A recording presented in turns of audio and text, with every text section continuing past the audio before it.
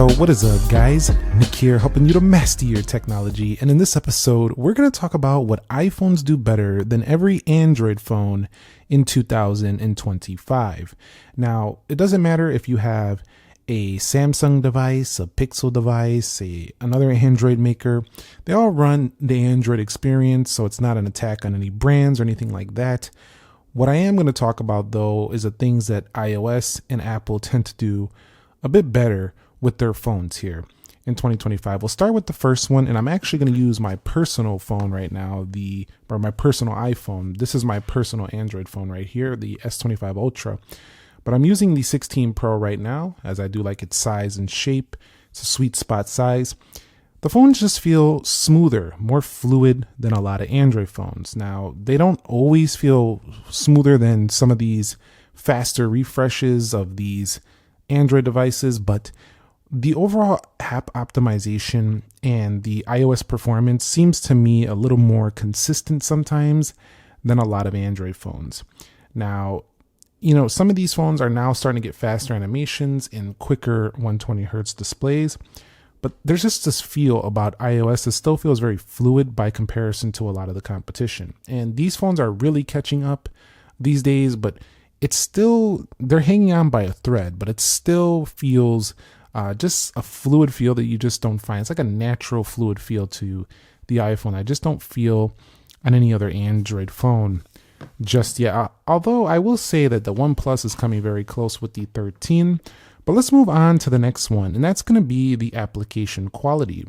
Now, this isn't just one example of a great application on here for tracking nutrition. None of these apps, I'm not going to be sponsored by these applications here. I would let you know if I was.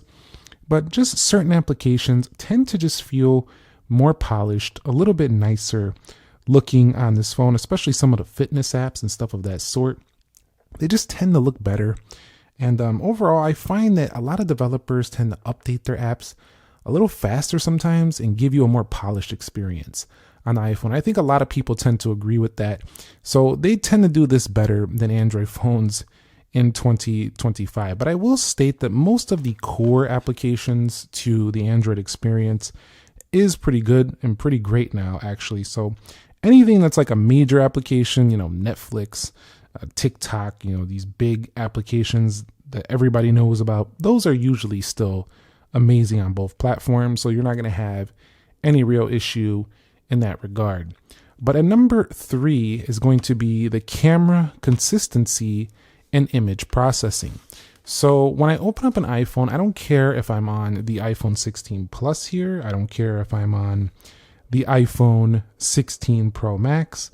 They all have this consistency about their video quality, their photo quality. They're all very smooth in the camera operations, which tend to look a little bit more jarring when switching between different lenses on other phones. And it tends to give you a pretty consistent experience no matter which one you go with. So the iPhone is still a very strong camera contender, and that doesn't matter even if you're getting one of the cheaper versions. Although I don't really like the iPhone 16e's camera setup, but any of the 16 regular Plus, Pro Max, they just have a really good image processing. And overall, you just have this consistency that you're going to really like, especially when you look at how they upload to social media applications. If you tend to use social media, they still tend to do better. And for some reason, the Instagram stories uploads and other social media platforms tend to just work better in my experience on the iPhone. Although I do find that some of the Samsung updates have been bringing a little bit smoother performance than before, and the Pixel does very good in social media as well, so it's no slouch either. But I feel like the iPhone is still up there as the king of social media phone use. Like if you're going to be uploading to social, that's definitely probably going to be the choice you'll want to go with. The next one I want to talk about is the ecosystem integration. So specifically, one of the best products in the Apple lineup is the Apple Watch, which every watchmaker tries to outdo, except for people who go their own way, like Garmin watches and other sport rugged styles. Those really don't try to compete with this. They try to do their own fitness, rugged, outdoory adventure kind of thing, which is the Apple Watch try to go for a little bit, but the consistency of the performance between this and the iPhone being super smooth. It's probably the smoothest smartwatch on the market. You even see a lot of knockoffs on Amazon and stuff of that sort. But not only that, combining your iPhone with the MacBook experience and the iPad experience, pop on your AirPods to watch Apple TV, turn off your Apple TV, they connect right to your iPad if you're done with that. You're done with your iPad, you need to go work on your MacBook.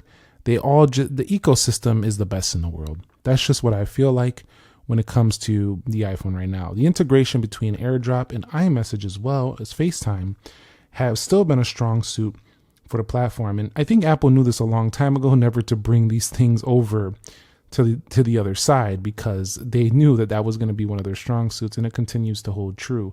So for communications and messages, FaceTime, they tend to still have that strength, and it tends to do better than every other Android phone in this department. And especially, I'm talking to the US market here.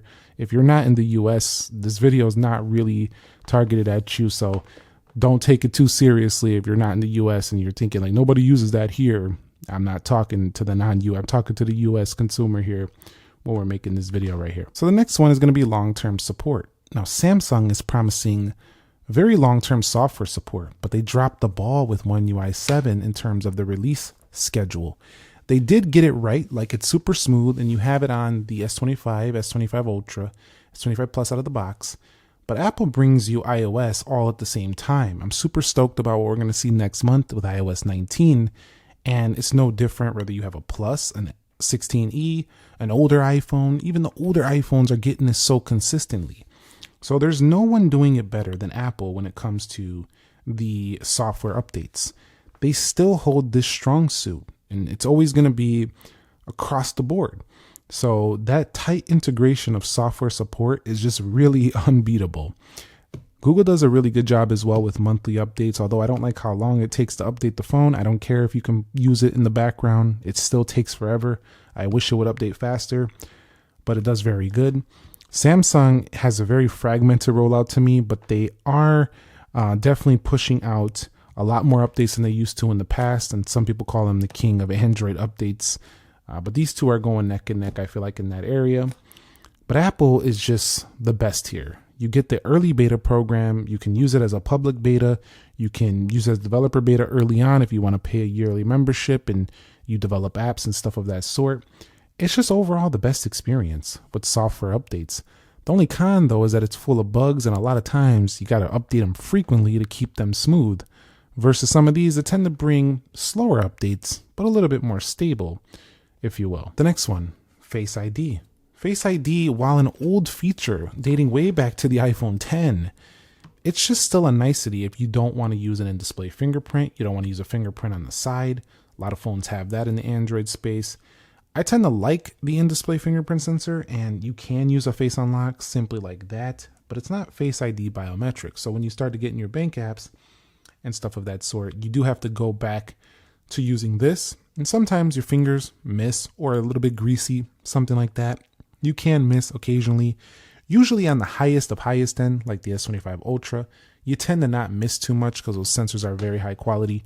But I will say that I tend to still prefer Face ID for certain convenience situations, like not having to look at the phone and not having to hit the button all the time. You could be looking at it in the dark and it still unlocks. It's a very nice unlocking experience, and one that just is not matched on Android phones. So we don't really see, I think Google did it a while ago on one of their Pixels, but they no longer do that. So they're doing in-display fingerprint as well.